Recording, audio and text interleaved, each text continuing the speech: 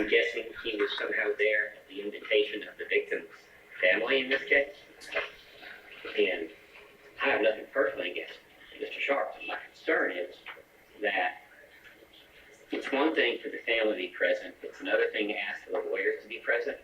But if we're going to start a precedent starting yesterday, we're going to bring high-profile members of the African-American community into the courtroom to sit with the family during the trial in the presence of the jury.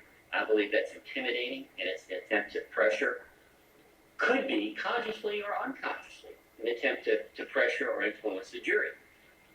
To my knowledge, Reverend Al Sharpton has no church in Glenn County. He never has. Hasn't been here since Lane Brown ran for mayor, to my knowledge. But we have all kinds of people. We have school board members. We have county commissioners. We have all kinds of pastors in this town, over 100. The idea that we're going to be serially bringing these people in to sit with the victim's family one after another, obviously, there's only so many pastors they can have. And if their pastor's Al Sharpton right now, that's fine. But then that's it. We don't want any more black pastors coming in here, or other Jesse Jackson, whoever was in here earlier this week, sitting with the victim's family, trying to influence the jury in this case. But we don't want any more black pastors wrapped headlines in the days that followed. We then started seeing people inside of the overflow room wearing T-shirts. And we have some video of this T-shirt that we saw outside of the courthouse in a prayer circle that said, "I am a black preacher. I am a black pastor supporting black pastors." And it also resulted in the rally that happened last week on Thursday, where across the nation, members of the clergy, faith leaders came here to the courthouse to hold a prayer rally, and it was numbers that we had not seen before here at this trial, Vinny. So this is definitely a moment that seemed to expand upon itself as it got bigger and bigger, and the more people were paying attention to what was being said in the courtroom. It also prompted him to say it every time another figure, black pastor, was sitting at the back of the courtroom. And it wasn't just Al Sharpton, it was several more that continued as the days went by. Yeah, and really, it's exactly what he didn't want, and because he brought it up, it got exponentially worse for him, at least from the way he's interpreting this as being bad for him in some way. How about for the verdict? Do we expect a large presence?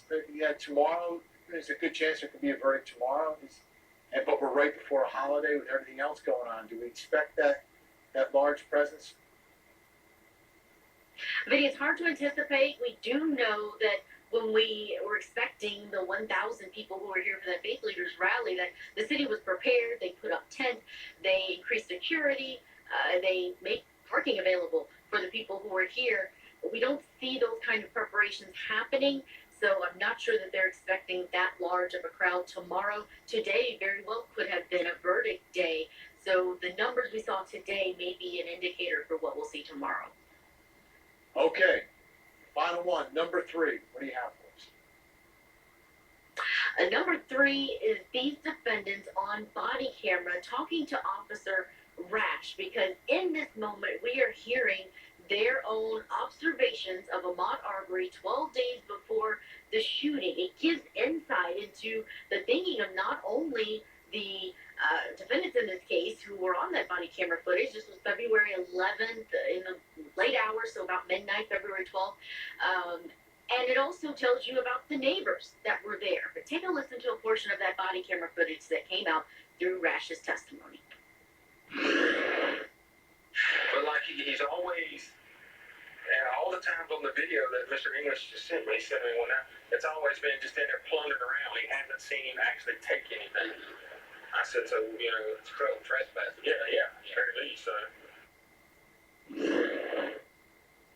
It's criminal trespass at the very least. That's a conversation the officers are having with the McMichaels.